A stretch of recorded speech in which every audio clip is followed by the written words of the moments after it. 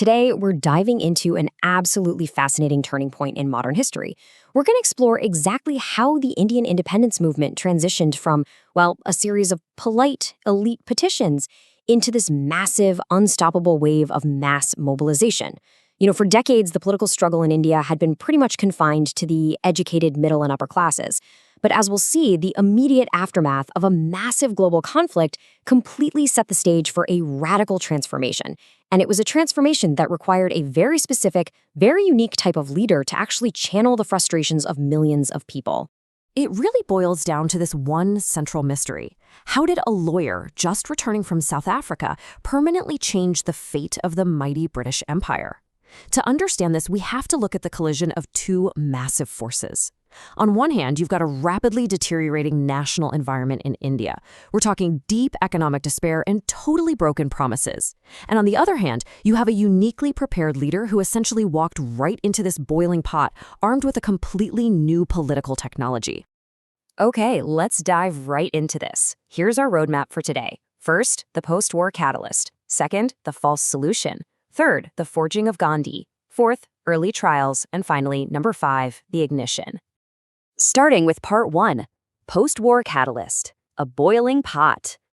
Picture this. The post-war realities in India were incredibly grim. During the First World War, India contributed heavily, pouring in both men and money. Thousands of Indian troops made the ultimate sacrifice, and the entire war effort was funded by taxing Indians heavily. But when the war finally ended, instead of a promised post-war prosperity, Indians faced a severe economic recession. We're talking soaring prices and industries literally on the brink of closure. Plus, the Allied powers had actively promised this new era of democracy and self-determination to rally support during the fighting. But when the Paris Peace Conference made it blatantly clear that imperial powers had zero intention of actually loosening their grip, a massive nationwide disillusionment set in. And right on top of all that, you have the profound impact of the 1917 Russian Revolution. The Bolsheviks overthrowing the Tsar sent this powerful ripple effect across the globe. It really brought home the message that immense, unstoppable power lay with the common masses, provided they were organized. Moving on to part 2, the false solution, carrot and stick. And this brilliantly illustrates the British response. To try and manage the growing unrest, they introduced the Montagu-Chelmsford Reforms of 1919, the supposed carrot. Now, on paper, the British introduced a bicameral legislature and direct elections. Sounds good, right? But look at the drawbacks here. The franchise was incredibly limited. Out of an estimated population of 216 million, the electorate was restricted to just about 1.5 million people based on property and tax qualifications. That is a tiny drop in the bucket. At the provincial level, sure, Indian ministers were given charge of some subjects, but they had absolutely no control over the finances or the bureaucrats. And above all else, the Governor General retained these vast, sweeping powers to just veto bills and pass ordinances whenever they wanted. It was literally the illusion of power sharing without any of the actual substance. Indian leaders saw right through this, of course.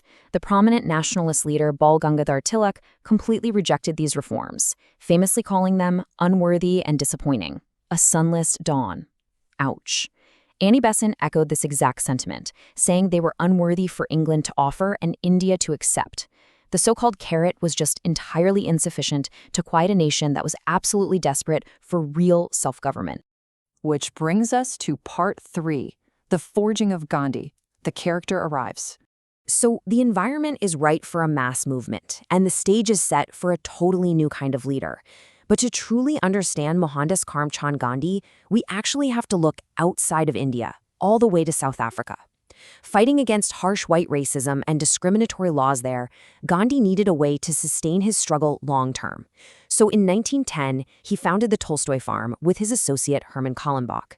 Named after the Russian writer and moralist that Gandhi deeply admired, this farm was a fascinating incubator for his future methods. Manual work like carpentry and sandal making went hand in hand with daily education.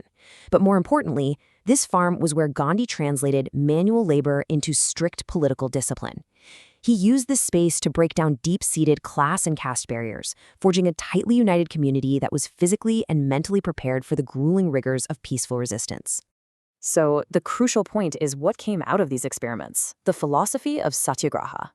And listen, this wasn't just some catchy buzzword. It was a carefully honed political technology.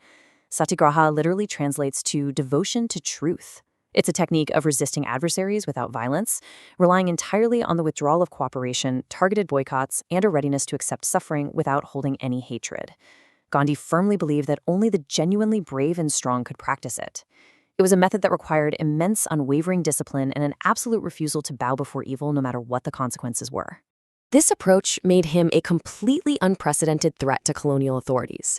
The scholar Gilbert Murray captured this perfectly in the Hibbert Journal, noting, "He is a dangerous and uncomfortable enemy because his body, which you can always conquer, gives you so little purchase upon his soul."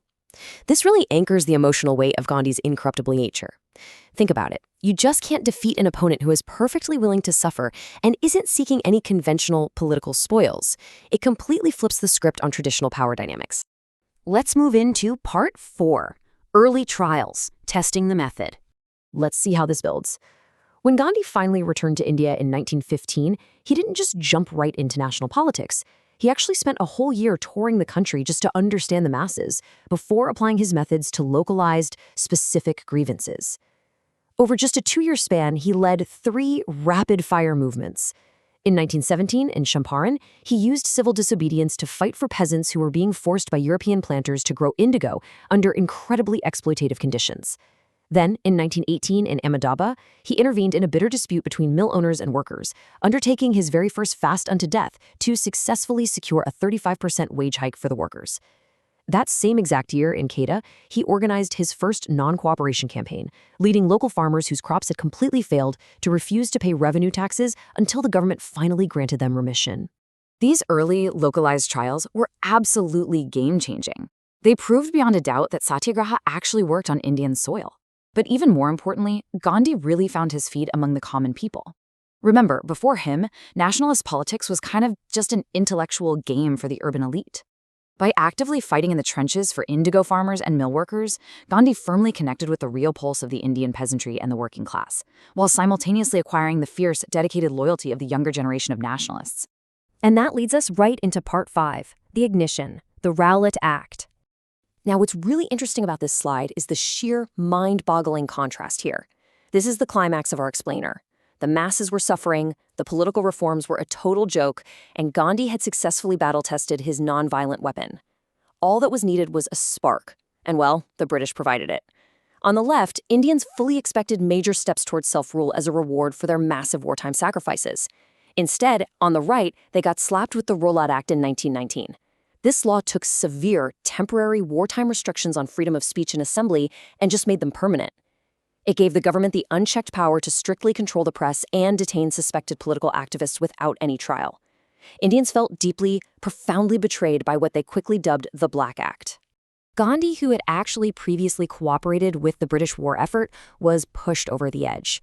He had to act on a national scale. He organizes a Satyagraha Sabha and calls for a nationwide hartal, a general strike, to be observed on April 6, 1919. But he didn't just ask people to stay home from work. He asked them to actively accompany the strike with fasting and prayer. This was revolutionary. The Rowlatt Act ignited the spark, transforming Gandhi's localized micro-methods into a massive nationwide phenomenon. For the very first time, everyday artisans, peasants, and the urban poor stepped onto the political stage as active participants in the first true all-India mass strike. The entire orientation of the national movement had permanently shifted to the masses, setting the stage for the tragic events of Jallianwala Bagh and the long, arduous struggle ahead. Which leaves us with this final, really profound question to ponder. The British sought to suppress a small political class, but Gandhi essentially handed the keys of resistance directly to the everyday citizen. Once an entire nation of peasants and artisans is awakened to the sheer power of nonviolent mass action, can an empire ever truly force them back to sleep? History tells us no. The events of 1919 permanently altered the trajectory of the British Empire and set India on the long, incredibly difficult, but ultimately inevitable road to independence. Thanks so much for joining me on this explainer. Keep questioning, keep learning, and we'll see you next time.